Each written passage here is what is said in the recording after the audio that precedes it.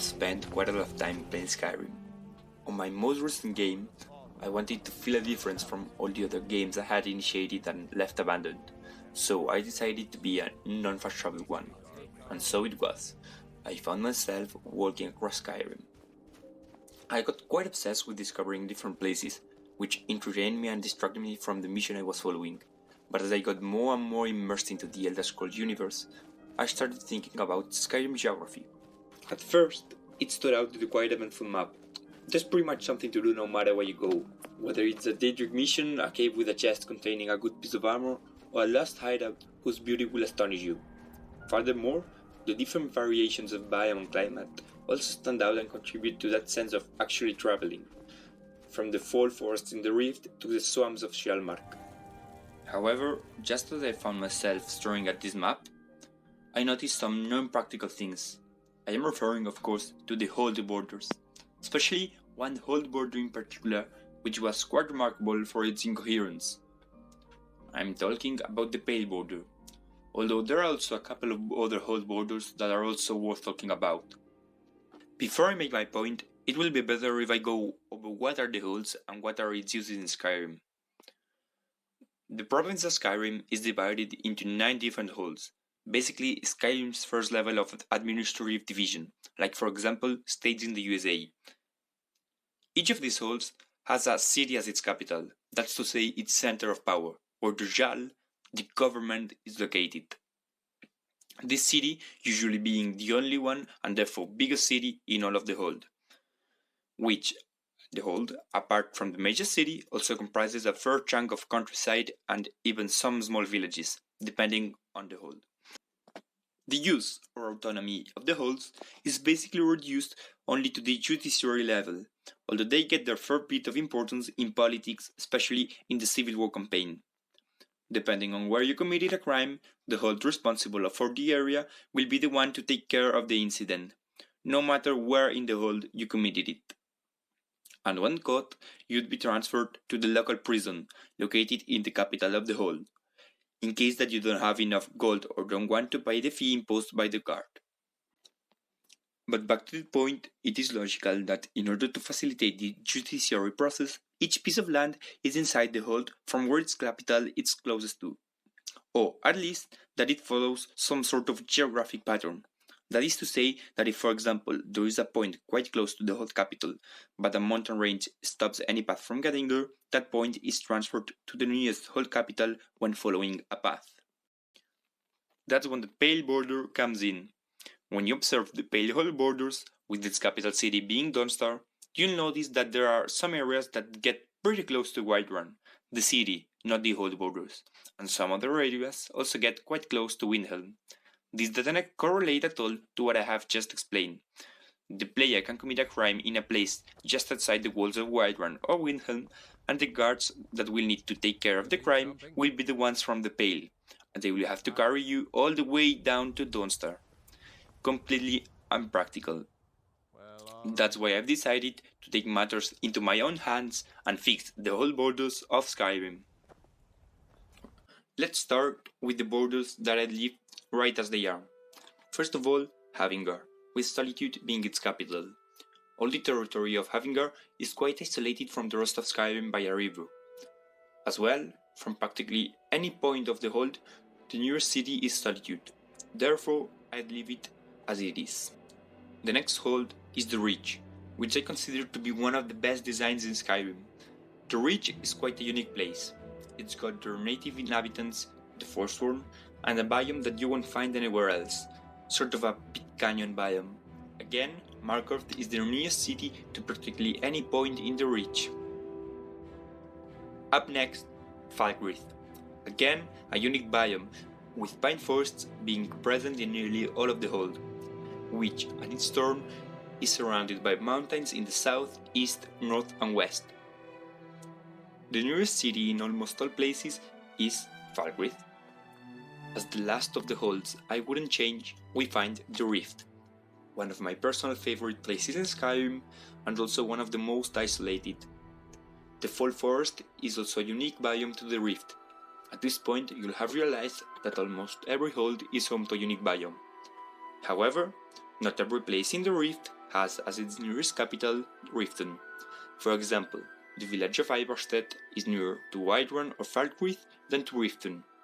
But still, when following a path, Riften is still the closest city to Ivarstead, mainly because of the throat of the Walled Mountain and its mountain range blocking the path to the other Hell capitals. And because, as we said previously, what is important is its closest point when following a path, I would also leave the rift right as it is. When it comes to Ismark, the first thing I would do is to expand its immediate borders near to its capital city, that's to say Windhelm.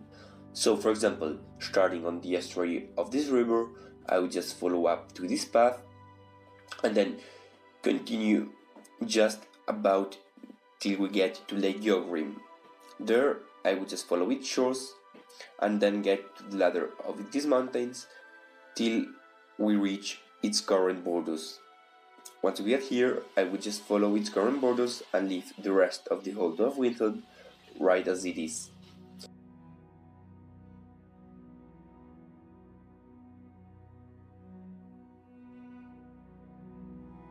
Following up, we need to change the borders of Winterhold. So, starting at the borders that I have already changed in Ismark, I will just follow this up and then continue its borders through this mountain range that divides Windhold from any other hold. Then, when I get to the ocean, I will just follow the shores and continue this way till we reach again the borders that I have already drawn from Windhelm. So, not any major changes. Windhold, as I said, is one of the holds that I would change the least. So, now we get to la crème de la crème, the Pale. As I said earlier in this video, the Pale is the main reason on why I started changing the hold borders of Skyrim. So, the Pale is the border that I would actually change the most.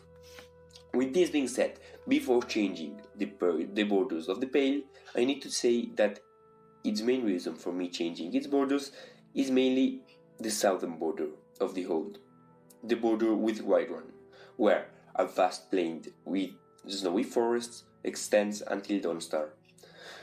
So, there being no geographical obstacles in the area, it seems incoherent and dumb to draw the Pale border so close to the city of Whiterun, creating the situation that you could see earlier in this video where a Pale guard could be seen just meters away from Whiterun's northern defense tower.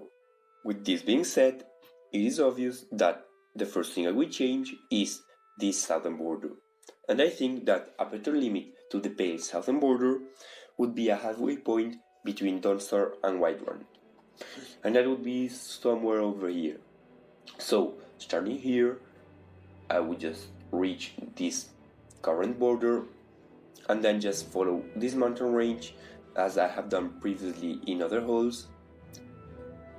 And when I get here, I would just cut halfway again, just to ensure that each point is halfway between Morthal and Dawnstar, and then just follow Dawnstar's shore. Here we would just reach the older borders that I have drawn previously, and then when we get again to this halfway point that I had previously drawn, we just cut with this line again and finish the Pale whole borders.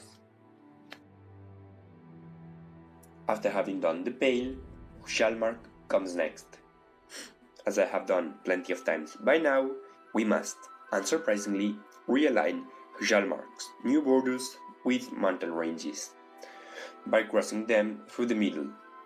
So, again, by starting on this new border, we'll just follow up in the mountains by crossing them through the middle, as I have said, and we'll just catch up to this river and again follow it till we get to the sea.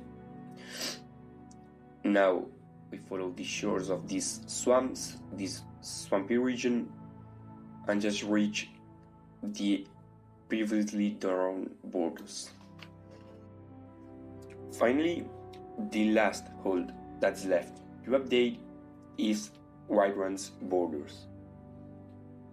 When it comes to Iron, the only thing that's left to do is to update its old borders to the newly drawn borders from the other holes. And for the rest of the holes that I haven't changed, just realign them with the old borders.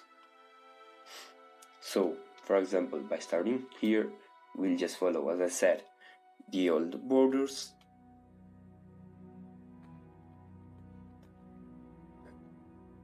and just realign the newly drawn ones. At the end, this is how the new map of Skyrim's whole borders will be left, with 5 holes having been changed and 4 other holes just being left the way they were. Before finishing, the last thing I have to say is that I wholeheartedly appreciate the fact that you've got this far in the video. I hope it has been of your pleasing, and just keep in mind that this has been one of the infinite possible ways to change the whole borders, my take being a more moderate one with the changes. Finally, I would appreciate if you left your thoughts of this video in the comment section, as a way for helping me improve on making videos. Again, thanks for watching, keep safe, and I'll see you next time.